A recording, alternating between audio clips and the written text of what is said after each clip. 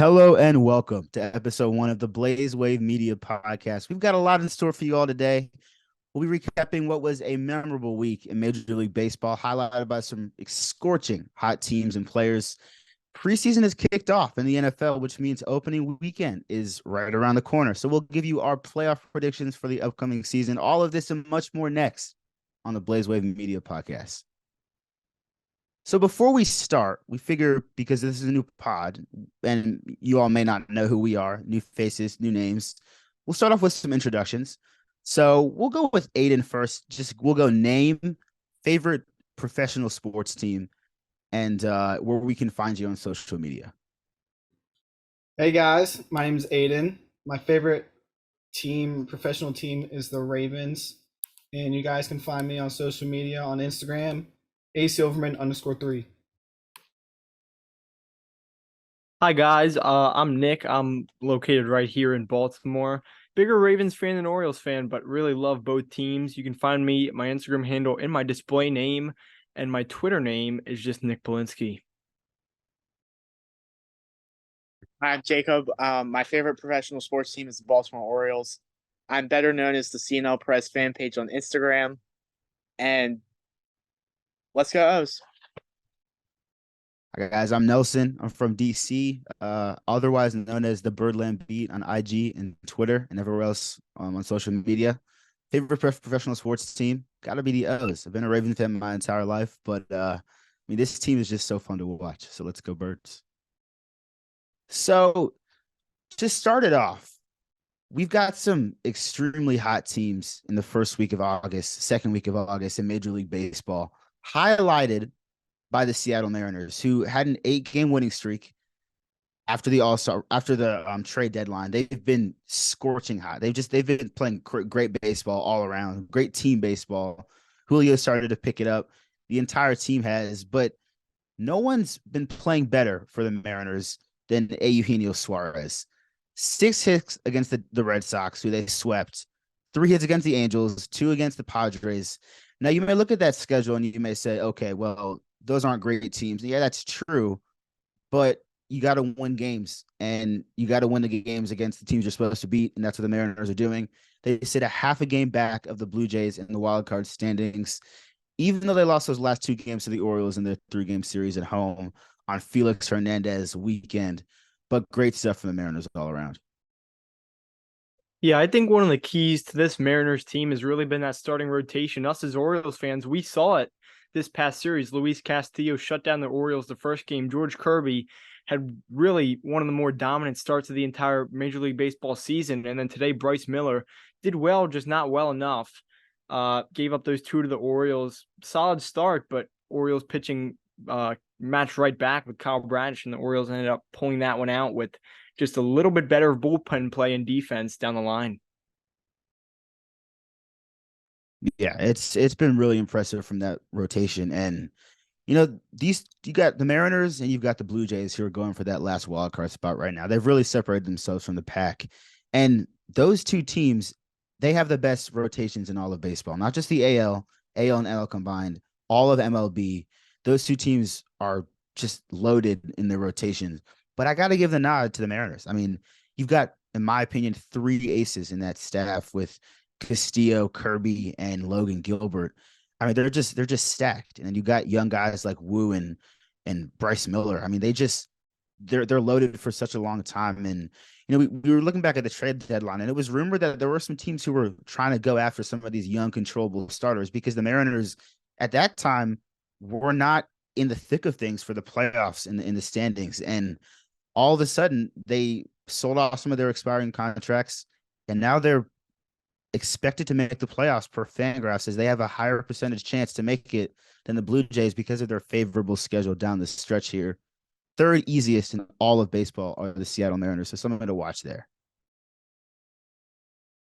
So another team who's been playing extremely well in the past week or so is the Texas Rangers. Now, the Rangers, after the trade deadline, had a little bit of a rough stretch where they got swept in a series, but since then they've gone 8-2 in their last 10 games, and they've just been playing extremely well. They obviously they acquired the big names at the deadline. It took a little bit to get things going, but they're firing on all cylinders right now. Marcus Simeon, best second baseman in baseball. Natural shortstop, but he did shift over to second because of the presence of Corey Seager. If there's one team in all of baseball who's figured out how to spend money correctly, it's the Texas Rangers. You got the Mets and the Yankees, the two highest payrolls in baseball. They have the two worst records in both Eastern divisions in the AL and NL respectively. But the Rangers, they signed the big name guys, but they also have really good a young core with guys like Josh Young and Heim behind the plate, Jonah Heim behind the plate. It's really great to see from this Rangers team who no one saw this coming last year. I mean, this is the team that finished under 500, multiple games under 500 last year, but have just turned it around and been consistent all season long. So great stuff to see by the Rangers. Yeah, I think the Rangers really played this deadline perfectly for where they were sitting. They were atop that AL Central division, and they really did all they could to help themselves out. Went out and got Max Scherzer, went out and got Jordan Montgomery after you saw Jacob deGrom go down. So they filled those rotation spots. They got Aroldis Chapman to help that bullpen. And then they also got Austin Hedges, which is a kind of under the radar move because Hedges, I don't think it's really disputable that he's the best framing catcher in the league. He really helps any pitching staff out there behind the plate. And I think that's one of the better on the radar moves made at the deadline. But they're in good position right now, still ahead 2.5 games in the AL Central. And I think these trade deadline pieces down the road are what might make this season for the Rangers and really help them make a deep playoff run. Experienced guys in the playoffs as well are those that they got.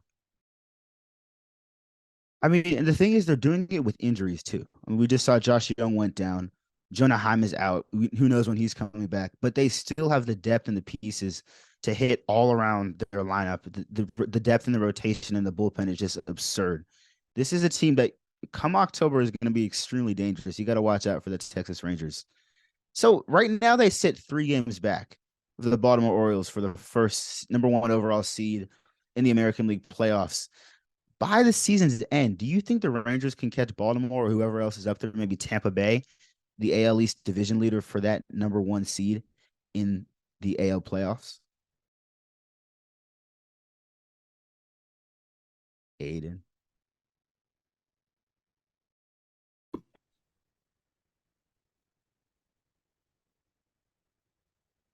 I do think Texas has a legitimate shot to catch up to either Baltimore or Tampa Bay.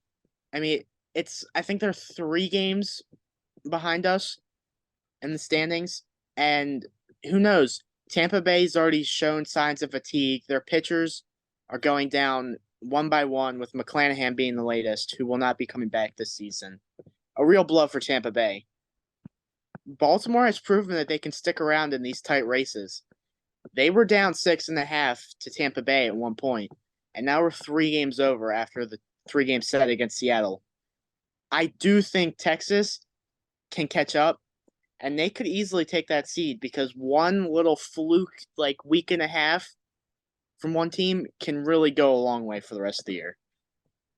Yeah, I'd agree with Jacob. I do think the Rangers can catch back up. I think it's gonna be really hard if Josh Young and Jonah Heim stay out for a significant amount of time.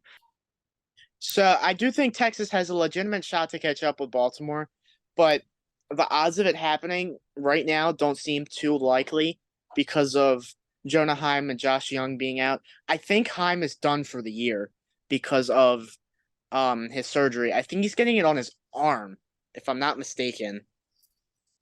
And Young I think he's out 6 weeks maybe with that thumb.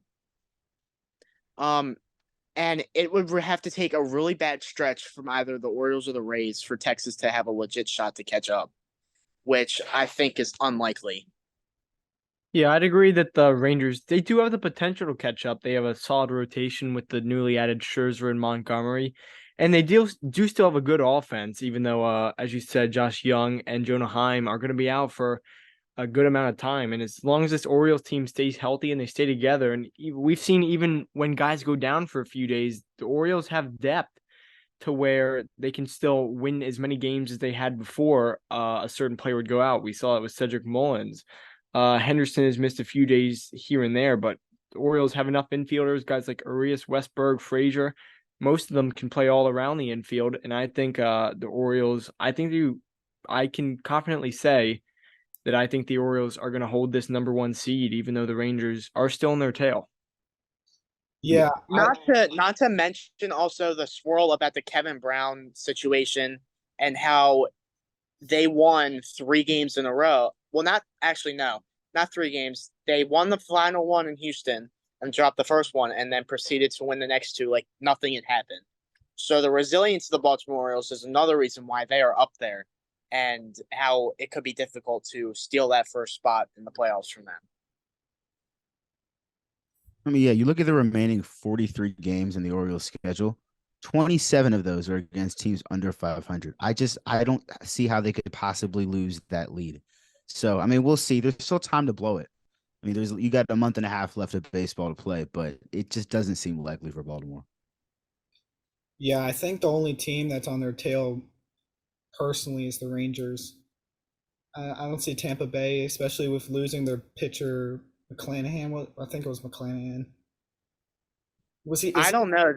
They keep seeming to win, and Yeah, but Well, I mean, they should have gotten swept against Cleveland, and they didn't. They got that's lucky, Cleveland but for you.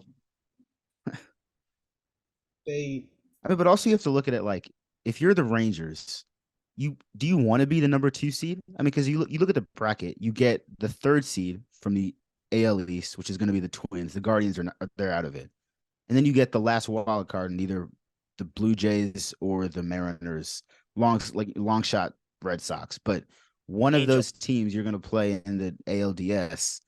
I'd rather have that than either Tampa or Houston. So or Baltimore. So I don't know. I just think if you're the Rangers, you kind of want to hold on to that number 2 seed just because of how favorable that schedule might look in the playoffs. Yeah, that's one of my friends that doesn't watch baseball as much. He sent me that like the current bracket with the current standings, and he was like, "This is dumb," and I was like, "Yeah, it kind of is," because you have the what 5 games over 100 Twins leading the AL Central, and the number 6 seed, whoever that last team decides to be or ends up being, they'll play the 2 seed, and then the Orioles get the 4 and the 5, which currently shapes up to be the Rays and the Astros. So like you said, it's kind of just weird how everything works out. I think we're ready to move on to the National League. One of the hot teams over these last 10 games has been the Dodgers. They're 9-1. They're really putting throttle down after the trade deadline got Lance Lynn. I think it's the least surprising thing in baseball that they've managed to turn him around. The Dodgers really seem to do a lot with pitchers. We've seen guys like Evan Phillips come from Baltimore to LA, and he really figured things out. He was now in a closer role for them. I think this Dodgers team is really rock solid. Freddie Freeman is chasing down Luis Ariz in the potential batting title race. This entire offense is just really good. The pitching staff is really solid, and this Dodgers team really just seems to be one of the best in the National League. What do you guys think about them? I absolutely agree with you. The Dodgers are this one of the scariest teams in baseball, with Lance Lynn and Joe Kelly looking like that themselves from a couple years ago now. I think that LA definitely won the trade deadline with like guys like Abed Rosario, Joe Kelly, Lance Lynn, a couple other guys like Kike, but Kike's not as important. And I think they just got all the pieces they needed, and they could win it all with just what they have. They don't even have to call up anybody. Even with like Dustin May, who's been out for a long time, they have all the tools and needs to win. Yeah, I Like you think. said, this is Yep. Go ahead. Go ahead. My this bad. is just a team that they just know how to win. This is a proven team, a veteran team. And I mean, everybody's talking about, oh, the Braves are so good. Yeah, they are. They're sneaking up on the Braves for the best record in the NL and all of baseball. But in the last 60 games, the Dodgers have the 3rd best record in all of baseball. I mean, this team started off a little slow, hit with a little bit of the injury bug, but recently, over the past 2 months or so, they've just been playing almost as good as any other team in baseball. And if I'm an AL team, I wouldn't want to. Yeah, I wouldn't want to come up and see the Dodgers or the Braves in the World Series, but not far behind them are the Dodgers, in my opinion. They're just a gritty team. They're proven. They're tough. and they've got just so many stars. So the Dodgers are a team I would definitely look out for. All right, we'll keep moving on. We'll travel across the country. Go to the Philadelphia Phillies. Last 10, they're 6-4. But Nelson, you listed a stat earlier. I'm going to steal it from you. Since June 1st, the Philadelphia Phillies have the second best record in the league. You know, this team has just been solid as of late. Michael Lorenzen, we saw that trade deadline acquisition, throws a no-hitter in his second start for his new team. Alec Boehm, he's on fire. He was also on fire at the plate today when he struck out and promptly got ejected. Phillies did drop that one today, but this Phillies team has moved up to second in the NL East. They're 3 games up at that top wild card spot, and I think this is a Phillies team that's going to definitely make one of those wild card spots and make some noise in the playoffs. What do you guys think has been the key for this Phillies team post All-Star break to really get things going? I kind of agree with what I said about the Dodgers. They got the pieces they needed. They needed that other starter, and Michael Lorenzen. And my God, is he proven that he was worth what they had given up for him. 8 innings the first start, and then you throw a 124 pitch no hitter in your first start in your new ballpark. It's unreal. In Vans, In Vans. in the In Vans. Vans. And Trey Turner, I mean, this season has been terrible for him. Just the ups and downs, the huge contract he got, the Monster World Baseball Classic, where we thought he was going to play like an MVP this year. And I think the fans, the atmosphere, the fan base outside of the stadium, and I think it is all just crammed into one, and it all just came together for them. And I have many friends that support the Phillies, and they think that they like last year could make a deep playoff run. Yeah, I mean Lorenzen's been pitching pretty well, like I said, in the Vans, and then they're standing up for Trey Turner. I mean, the fans are getting into it, and I think it's nothing but up for them. Not to A mention couple of Harper's stats. been back. Yeah. A couple of stats. Ever since Trey Turner got that standing ovation from the Philly crowd, he's hitting 367 with four homers. And then, yeah, like Nick said, 38-22 since June 1st are the Phillies, second best in all of baseball, better than the Dodgers and Orioles and all of the AL teams except for, and then the Braves and the NL. But I mean, this team is really hot, and I mean, we saw they pulled out a World Series run last year out of nowhere. Last year They won they 87 games in the regular season, and they That found was a a way. special run.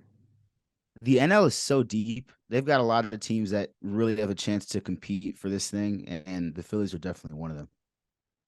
All right, we'll stay in the National League, but we'll go on the flip side of things. We'll look at a few teams that have struggled as of recently. The Diamondbacks really have been disappointing in the second half. They're all the way down to 59-59, sitting right at 500, a few games out of that wild card spot. Big thing was Merrill Kelly and Zach Davies, both on the IL right now. Their pitching was one of the things that really kept them together. Had guys like Zach Allen, who's still doing his thing, moved the bullpen. Mark Melanson's on the 60-day IL. Gabriel Moreno had missed a few weeks starting in July. Their star catcher that they got in the Blue Jays trade for Varsho. But this Diamondbacks team has really struggled as of late. And with some of the surging teams in the National League, do you guys think they can stay in this race as we go forward? No shot. There's no shot.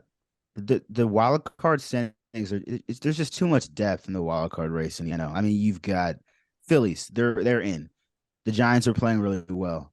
The Marlins just played a great series against the Yankees. Yeah, it's the Yankees, but it's so it still counts. A win's a win.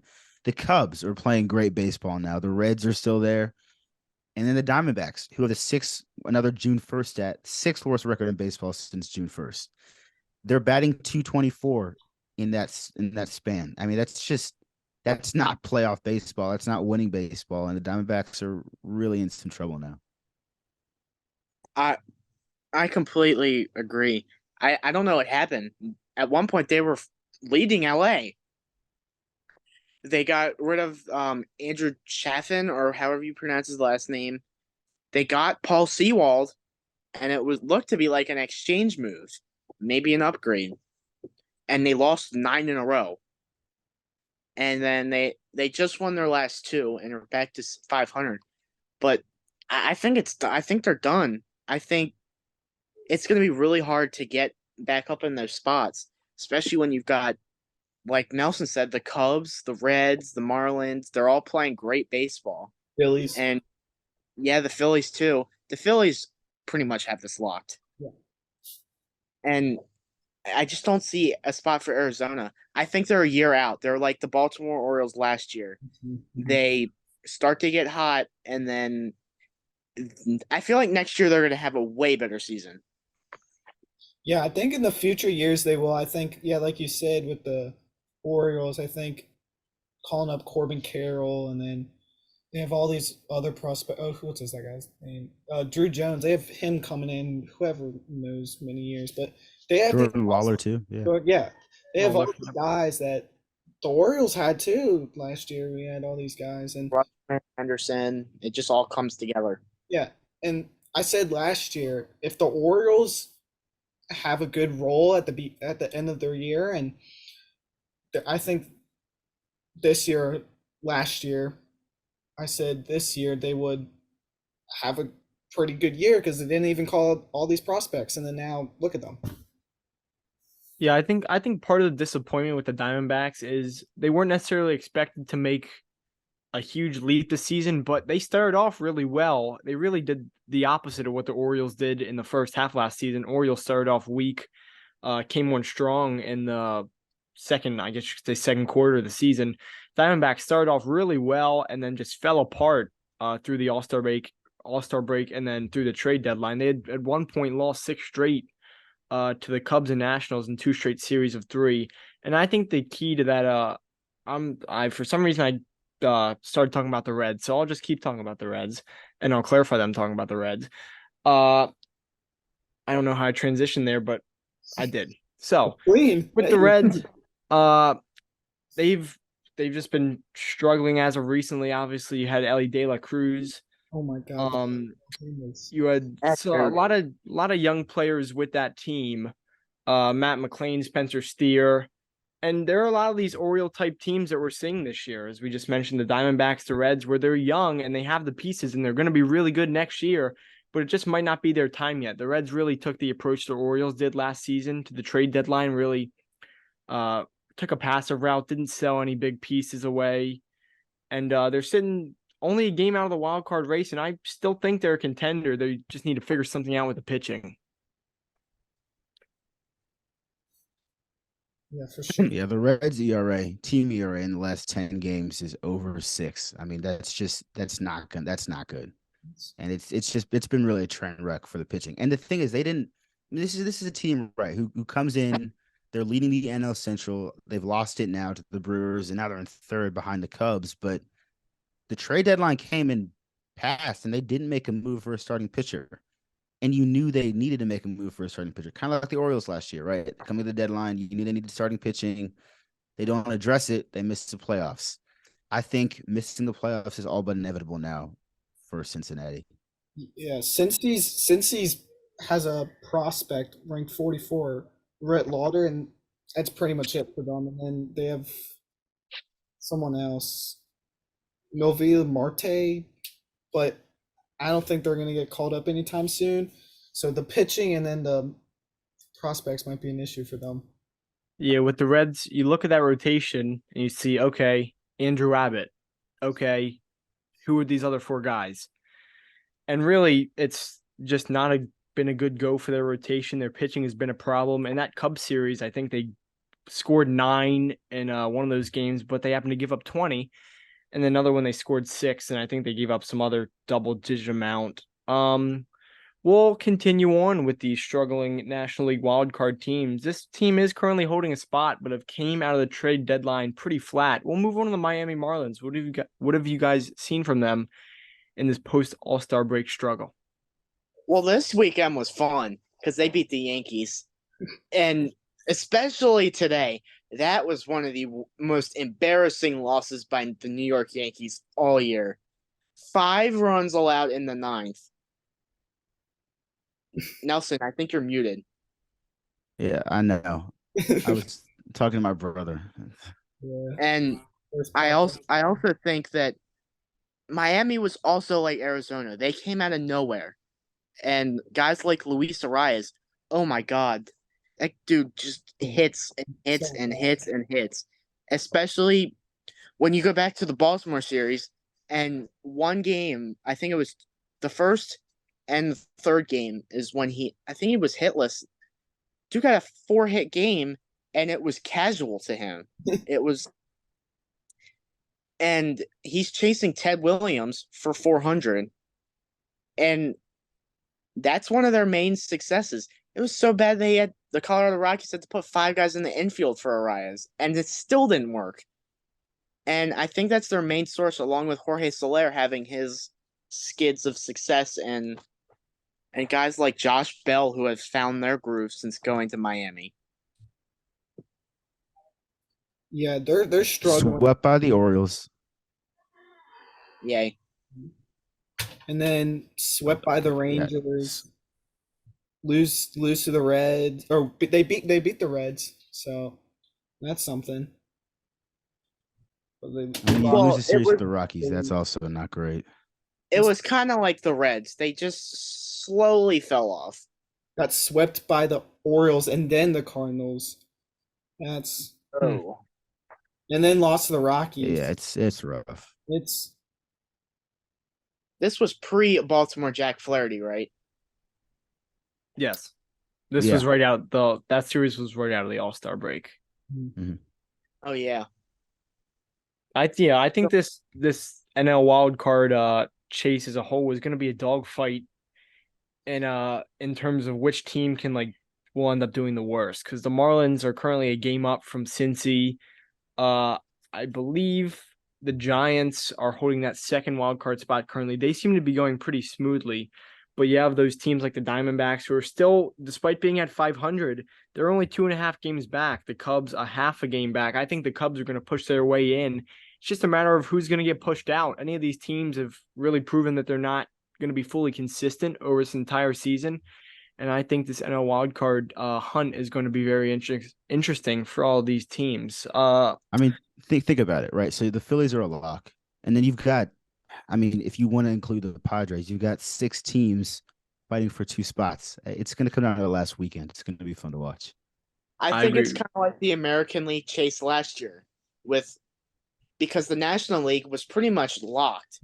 But ours was a free dogfight. It was the Mariners, the Blue Jays. Who else? There was The Rays, the Rays, and the Red Sox, I think. Well, the Orioles no. too. The Orioles were in it till 3 games out, and they only ended up with 84 wins thanks to Cal Riley. And I think it's kind of like a flip-flop. Last year it was the American League, this year it's the National League, and it'll come down to like the last week, maybe the last day of the season. Yeah, you got these big teams at the head, Dodgers and all these guys, and then wild cards just a mess. All right, we'll move up the standings a little bit. We'll talk about some division leaders. In your guys' opinion, which division leader do you think is most likely to blow their lead by the end of the season? Ooh. What? I Just guess the I could- National League or both? Both leagues. The AL Central. That division is just it's chaotic. I think the Twins are currently first, right? Yeah. Yeah, they got a 4.5 game lead. I still don't think that's enough because that division has proven to just play 500 ball all year, and they look like easy first round exits. That entire division.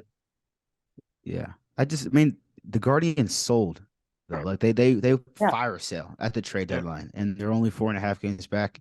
They've got some veterans on that team. They've got a really good pitching staff. So you never know with Cleveland, but I don't know. I don't think I think the Central is pretty much over. I'm gonna go with the AL West.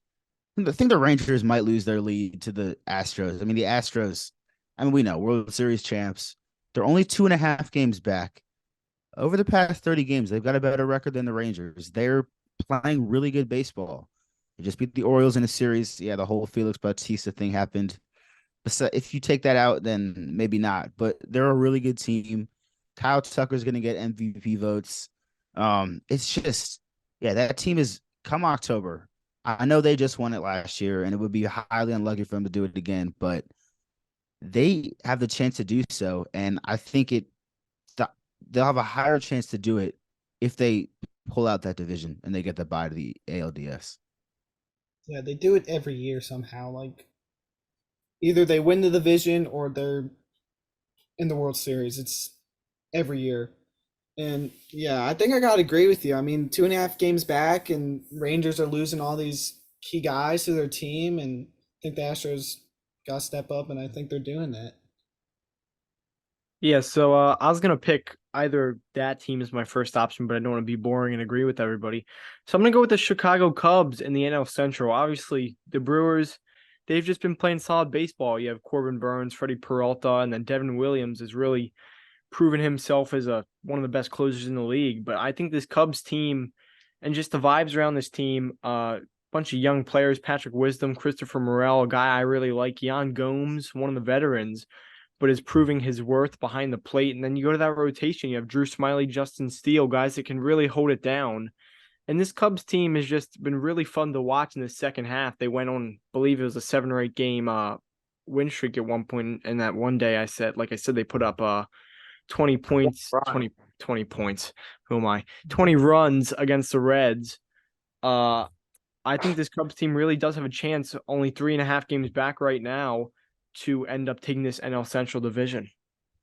I think Cody Bellinger's resurgence has been insane. I know you shouldn't read too much into run differential, but if you look at the run differential in the NL Central, the Cubs are plus 64, and the next closest team is Milwaukee with plus 6. And if you look at their like expected win loss percentage, they should have 65 wins. Now I know that stat isn't necessarily the greatest, but they've lost some games earlier on in the season they should have won, and now they're finally winning them, and they're only 3.5 games back. I like that pick. I could definitely see them making a sneaky run towards the end of the year. I think it would be awesome to see the Cubs sneak in because of how underlooked they were going into the season, like signing Bellinger and Tyone. Yeah, I don't I feel don't like think we're anybody on board about the Cubs. there has been so many come out of nowhere teams this year, and it's just been crazy, and it's been so cool to watch. Yeah, so what do you guys like locks for the divisions, I guess? I All think right. the Orioles are going to hang on to the East with Tampa and their injury concerns and other things outside of Baseball. the clubhouse. Not We're not going to get into it. I think Minnesota will hold on. I don't know.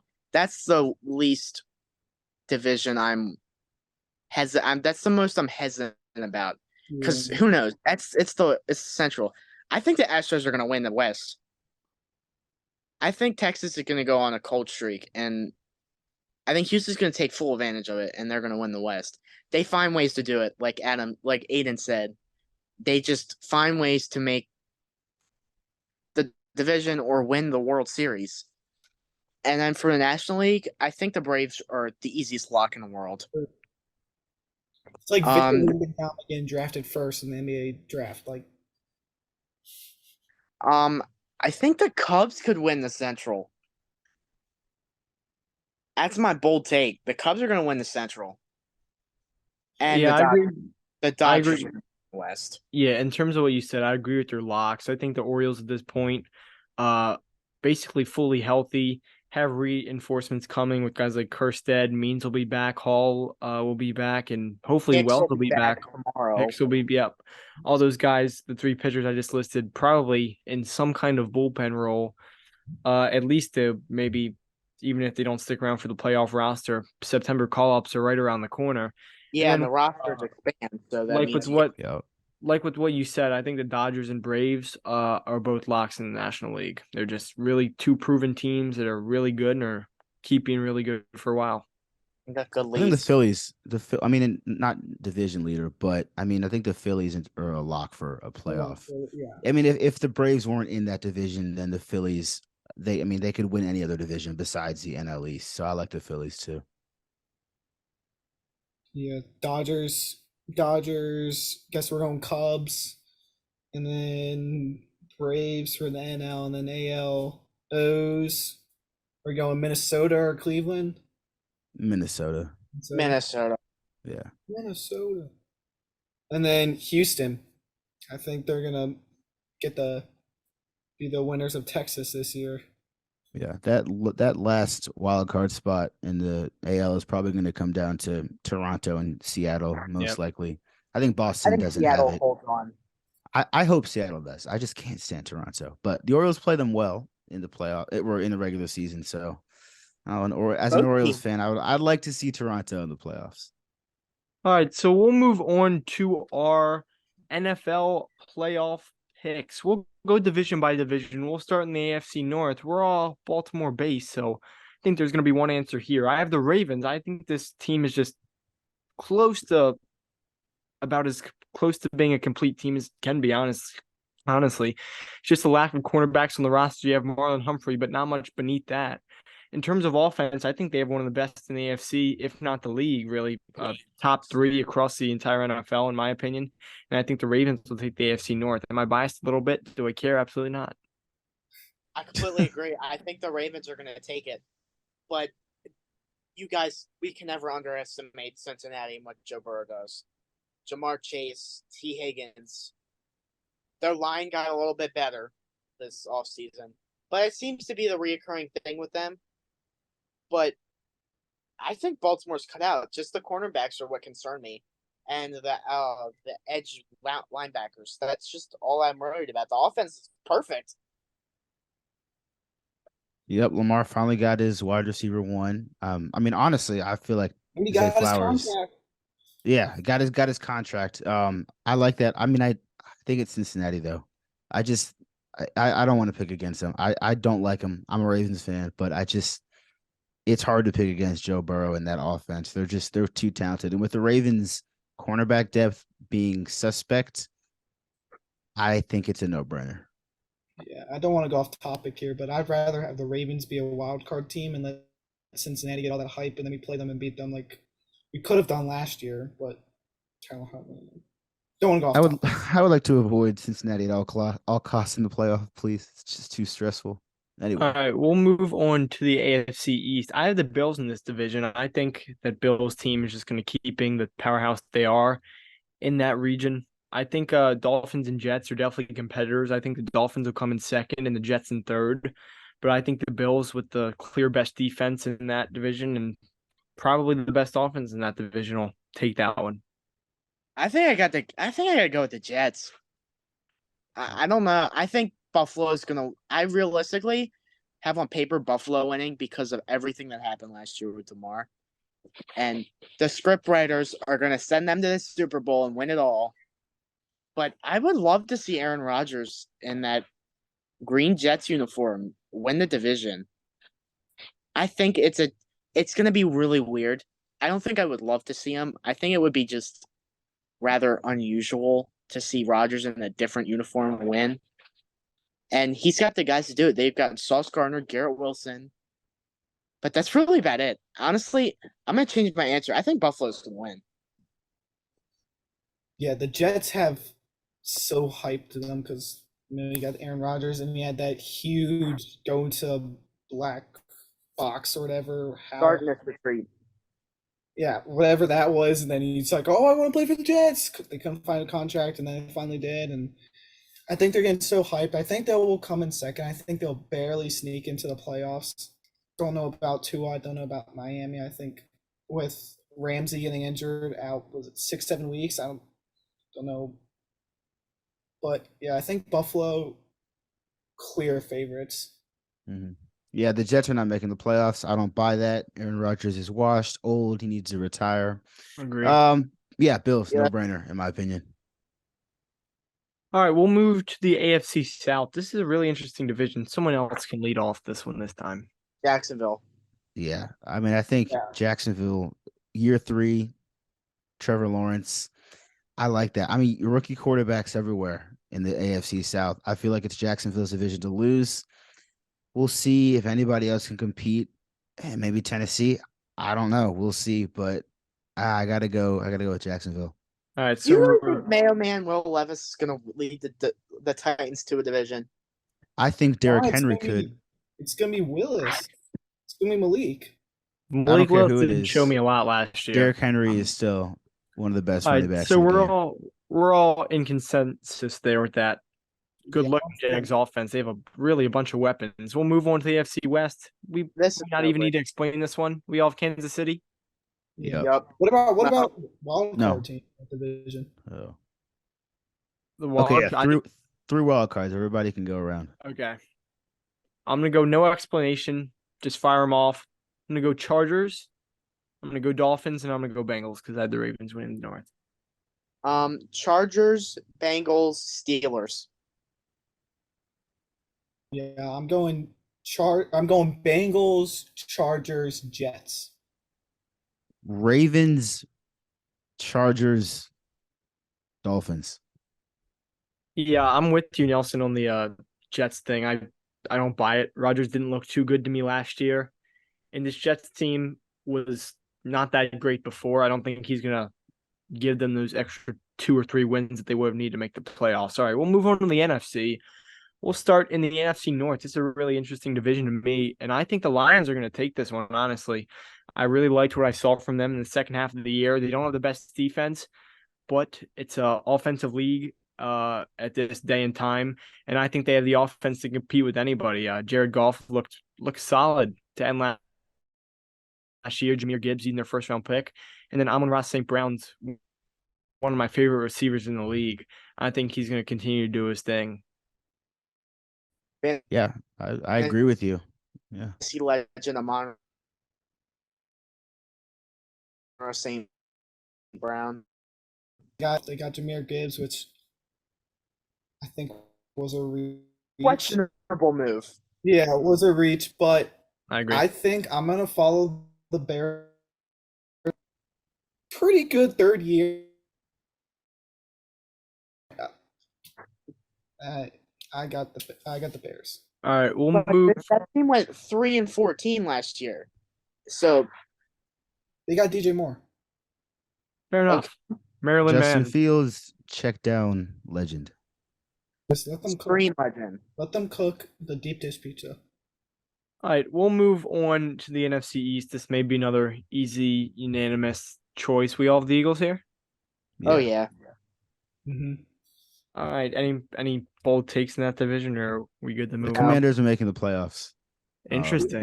At 9-8, actually. New ownership. Guys, Sam Howell going to. Okay. One, Him and Terry. I'm a Duke guy. I don't like Carolina. But I mean, I like Sam Howell. I like his game. I think he can do it. I mean, I like their squad. I live in DC, but I'm not a Commanders fan. Never have been, never will be. But I think they're a sneaky team who could not win a playoff game, but they can definitely compete for a playoff spot. They can make some noise, but I don't think they're gonna make it. All right, I we'll also move think on. Go ahead. Cowboys are gonna be super disappointing. Oh, no doubt. They just They extended do it every Trayvon. year. They do it every They have- year. Their big move was Brandon Cooks. All right, we'll move on to what, in my opinion, is the worst and is probably going to be the most boring division in the league. I'm going to go to the NFC South, and I'm going to pick the New Orleans Saints. I think that defense is good with guys like Cam Hayward, Demario Davis, Marshawn Lattimore, although he's due to get ejected at least in one of the 2 Bucs Saints games. So if you have Mike Evans in fantasy, maybe don't start him that week. But I think that Saints team is just going to be good enough. I'm saying a 10-7, 9-8 division win. Their offense is going to be sufficient. Guys like Olave, Alvin Kamara will be back after his 3-week suspension, and I think this team's going to be good enough to win that division. Although I don't think they're going to be great. I have no knowledge on those 2 divisions, so I'm just gonna piggyback off of you and say New Orleans. Yeah, I like Atlanta in that division a little more than New Orleans. I think Atlanta's got those young players. Ritter coming off his rookie year. You got Bijan Robinson, who's, I mean, I might be wearing the Colorado hat, but I'm a Texas Longhorns fan, so I'm gonna be hyped for him to play. And Kyle Pitts, what will he do? Drake London. That defense is okay. It's okay, Suspect. I but don't know. I think that division is gonna be like the winner's gonna be like last year, like 8-9, I under mean, 5. that's usually what it is in that division. But yeah, I like what Nick said. I think he said good enough. Like I feel like whoever wins this division just gonna squeak by and nothing too special. But we'll see. Anything can happen. All right, we'll move to the final division. We are yet to cover the NFC West, and this could be another unanimous one. I'm picking the 49ers here. Oh yeah, Yeah. 100%. I'm excited Well, for their who do you guys matchup. think is gonna be the quarterback? I think Brock Purdy's going to be cleared. I think it's going to Yeah. be I think it's going to be Purdy. Mhm. Although he hasn't looked good in camp so far, I really don't think there's another option. Trey Lance. No. Honestly, there is another Also option because you looked just terrible. you just used the you used the third overall pick 2 years ago in Trey Lance. So it's really interesting what they have and more importantly haven't done with him. But I think we all can agree that defense is good enough on its own to win that division. We'll rapid fire off our 3 wildcard teams real quick. I am going to go with the Vikings out of the North behind the Lions, the Cowboys out of the East behind the Eagles, and the Seahawks once again out of the West behind the 49ers. What you said. I think you gotta give it. I think Saints. This is not in order, but I think Saints are gonna squeak by somehow. With like, I think the Falcons are gonna go like 9-8, and then the Saints are gonna go 8-9. It's gonna be last game or something like crazy. And then, yeah, Vikings.